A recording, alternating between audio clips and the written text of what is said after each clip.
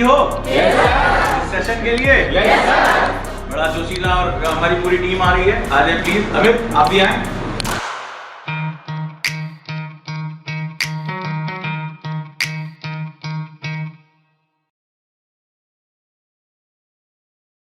Ready हो जंकियंस? Yes sir.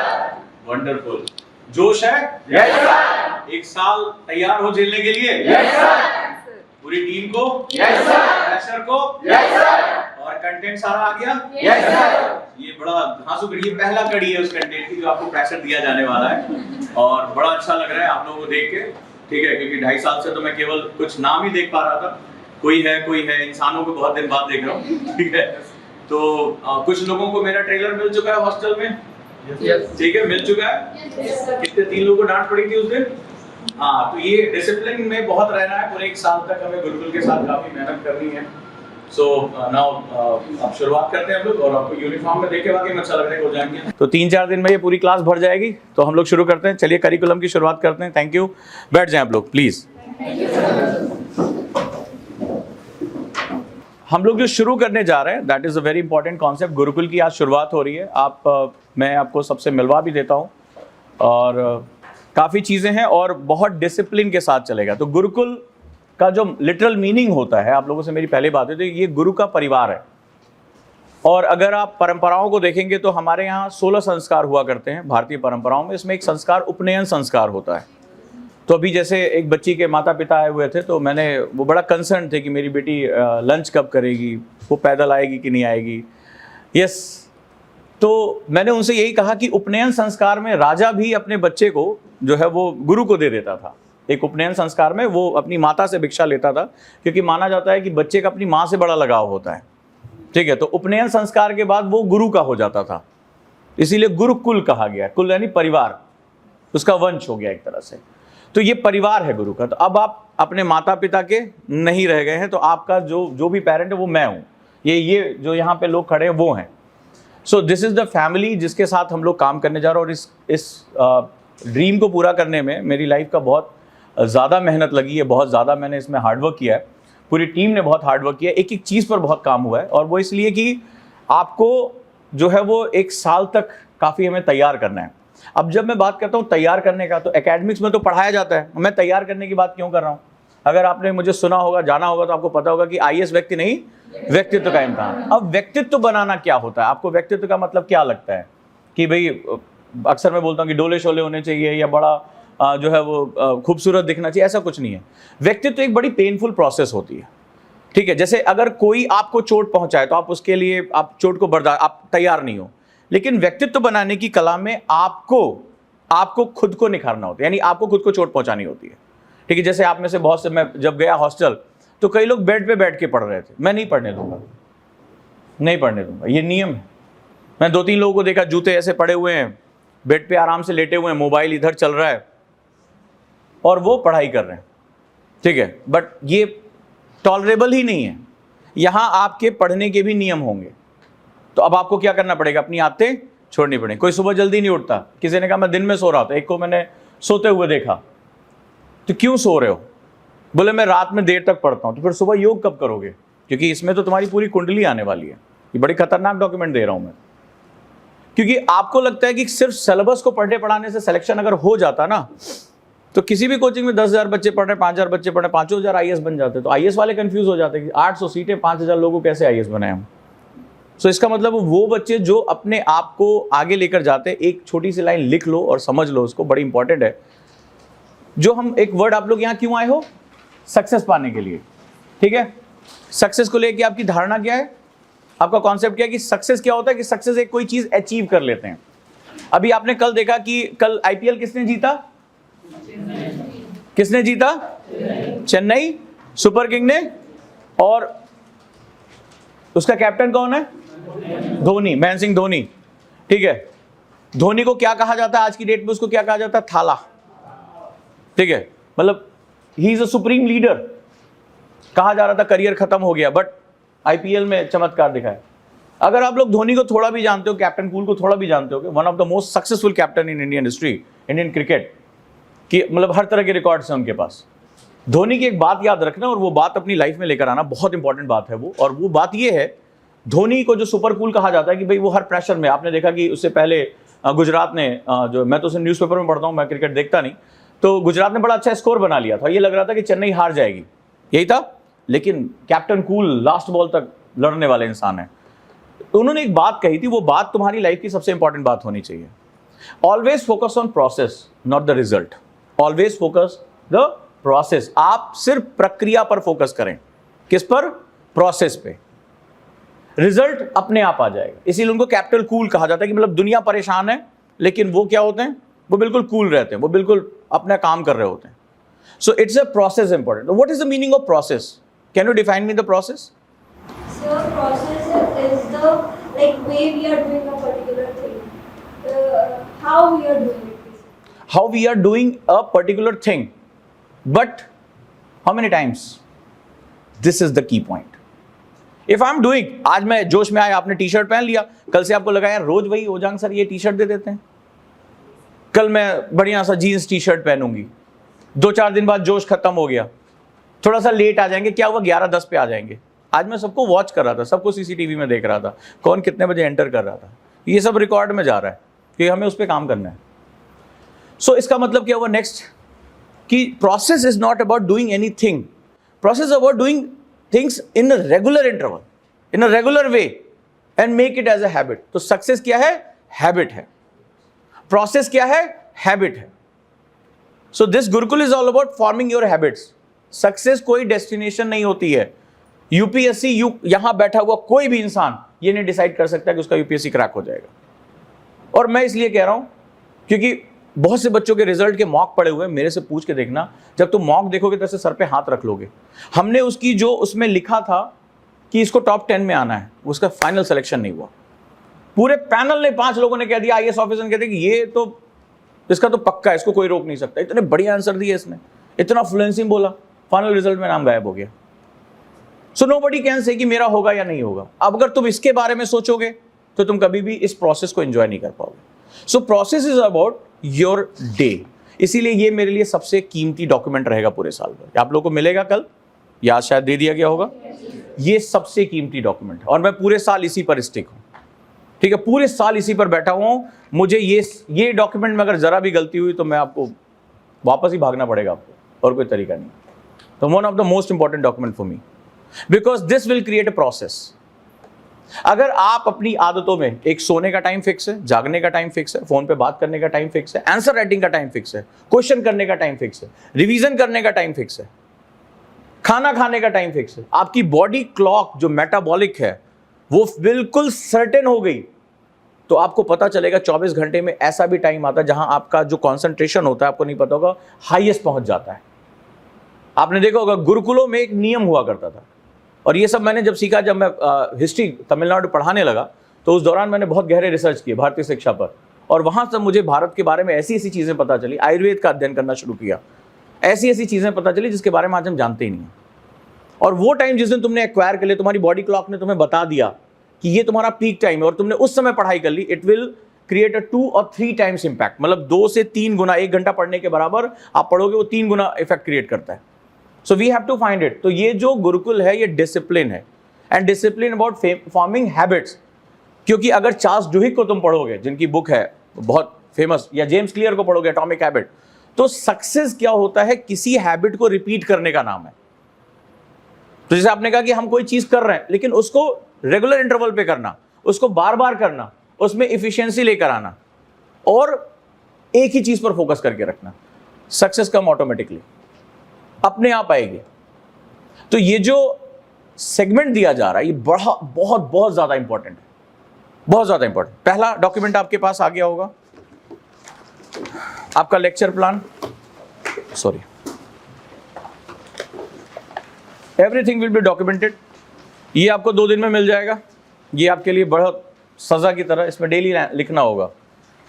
The first thing, हम चलते हैं, आपका लेक्चर प्लान है, मिल गया। हमने इसमें कुछ बदलाव किए। क्या बदलाव किए? इसमें पहली क्लास हमारी होगी एनसीईआरटी की। क्या होगा? एनसीईआरटी। व्हाई? आप लोगों ने इस बार मेरे इंटरव्यू देखे सभी टॉपर्स के साथ, रैंक 5 के साथ, खासतौर पे परमजीत के साथ, रैंक 11 के साथ, ठीक है, रैंक 14 के साथ, ठीक है, रैंक 9 के साथ, हरियाणा की जो टॉपर है। आप लोगों ने उसमें कुछ बातें सुनी, कुछ बातें सुनी उन्होंने, ये हमने लास्ट में चेंज किया। उसमें ये बात थी कि एनसीईआरटी द मस्ट था, उन्होंने दो, तो सब ने कॉमन, अभी बहुत से इंटरव्यू आने हैं, अभी 20 इंटरव्यू हमारे पास, हम तो जल्दबाजी में ही नहीं रिजल्ट निकालने के, हमें पता है, हम धीरे धीरे देते जाएंगे, पूरे साल भर बताते जाएंगे, हमें कोई जल्दबाजी नहीं, हमें कोई प्रूफ ही नहीं करना है, अब हो चुका प्रूफ। और इस बार तो जो प्रीलिम्स में किया हमने वो तो फिर अलग ही लेवल पे जा रहा है, इस बार तो हम रिजल्ट सीक्वेंस में पा जाएंगे। प्रीलिम्स के पेपर में तो बच्चों ने भेजा है कि सर ये यहाँ से आया क्वेश्चन, बहुत आसान रहा उनके लिए। अब यहाँ जो बात है वो एनसीईआरटी, सभी दो चीज़ें सभी टॉपर से मैंने बात की, उसमें कॉमन निकल कर एनसीईआरटी मस्ट है, मतलब एनसीईआरटी के बिना अंडरस्टैंडिंग नहीं लेकर नहीं आ सकते। आप लोग अलग अलग बैकग्राउंड, जब मैंने सबकी काउंसलिंग की तो मुझे पता चला आप सभी डिफरेंट बैकग्राउंड से हो, ठीक है, सबका स्टडी का लेवल अलग अलग है। यही इस क्लास की सबसे खास बात है, क्योंकि अगर आप कहीं और जाते हो तो क्या होता है, सीधे एक कोर्स शुरू हुआ, आपको झोंक दिया, चलो पहला क्लास शुरू हो गया, हिस्ट्री से शुरू कर देते हैं और यहाँ से हम आगे बढ़ते हैं। मैंने हिस्ट्री से क्लासेस नहीं शुरू की है, I am starting with Indian society. क्यों, वाई, पहले हम बात करते हैं। और सोसाइटी के लिए एनसीईआरटी अलग कर दी है मैंने, और जो 2 घंटे की अगली क्लास होगी जीएस प्री कम मेंस की, वो अलग कर दी। दोनों के करिकुलम आपको दिए जा चुके हैं, ठीक है, एनसीईआरटी के टॉपिक्स टू द पॉइंट। आपको ये अभी आप क्या सोच रहे हो कि आपको घर पे भी पढ़ना है, ठीक है, एक अभी ये क्लास का सैंपल है, घर का भी आ रहा है, ठीक है, वो आपको धीरे धीरे हम दर्द देने जा रहे हैं, घर के लिए भी आ रहा है। इतना होमवर्क है कि मैम ने कल मुझसे कहा कि सर 1 घंटा बच्चों को सोने के लिए और ज़्यादा दे दीजिए। कल ये घबरा गई सुन के, जब मैंने बताया कि ऐसे ऐसे हमें करना है, तो इन्होंने सीधे ही बोला सर 1 घंटा और बच्चों को मिलना चाहिए सोने के लिए। मैंने कहा देखते हैं, बाद में देखेंगे, जब कोई गिरेगा बेहोश होगा तब उसको दे दिया जाएगा टाइम, पर हम, मेरे पास तो मूड नहीं है मेरा देने का। तो 365 दिन का घर का टॉपिक रेडी है, तो अभी शुरू करेंगे। तो इसमें पहली चीज़ जो है करिकुलम में, तो एनसीईआरटी इज वेरी इंपॉर्टेंट, क्योंकि उसके बिना अंडरस्टैंडिंग डेवलप नहीं कर पाओगे। तो why I am going to start Indian society, Y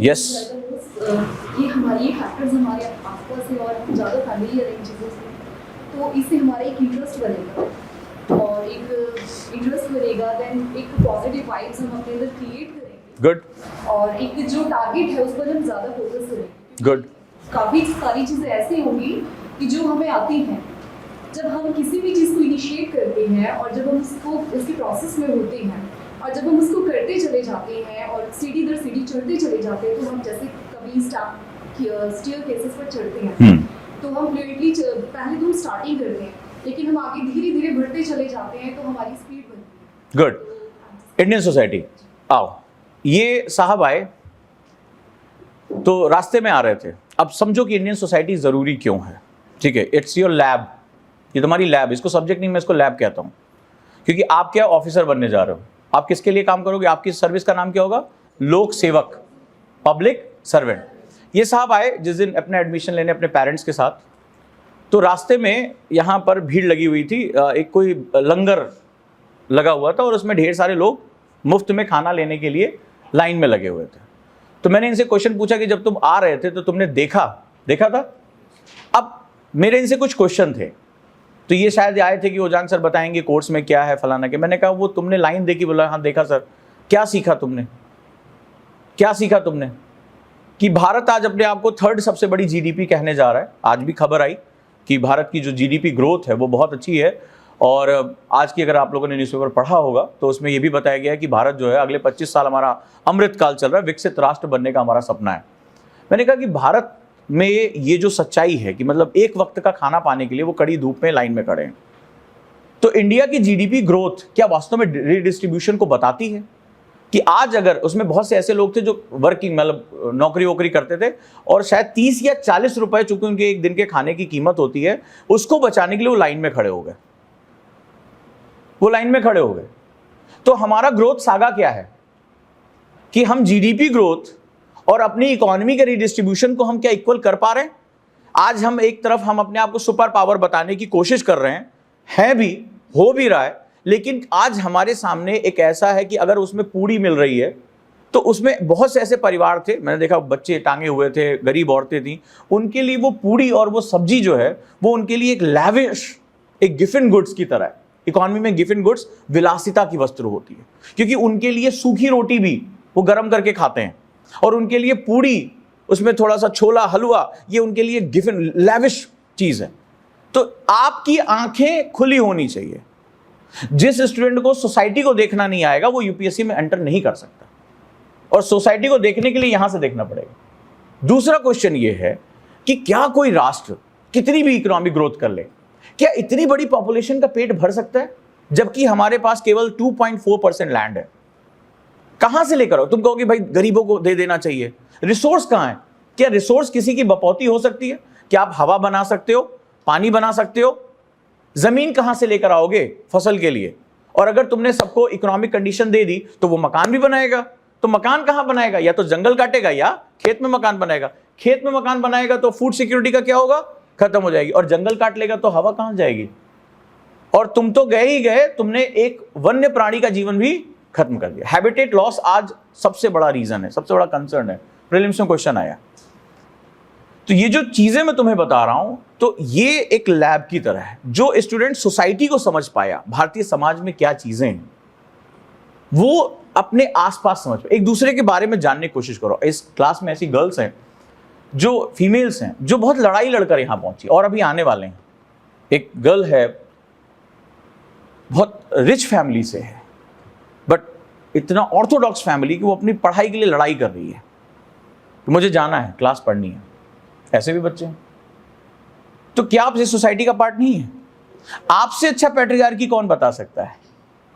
आपसे अच्छा पैट्रियार्की कोई बता सकता है? क्योंकि आप पैट्रियार्की पढ़ोगे बुक्स में, मैम बताएंगी पैट्रियार्की की डेफिनेशन ये होती है, बैठ जाओ।